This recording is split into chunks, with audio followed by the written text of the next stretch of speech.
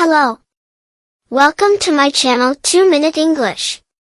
Today, we will practice listening skill with motivation for overcome a lonely. The feeling lonely can be tough, but you can get through it. Many people feel lonely at times, so you are not alone in this feeling. Start by taking small steps to connect with others. Try talking to someone you know, joining a club, or starting a new hobby. These simple actions can help you meet new friends and feel better. Think about what you enjoy doing.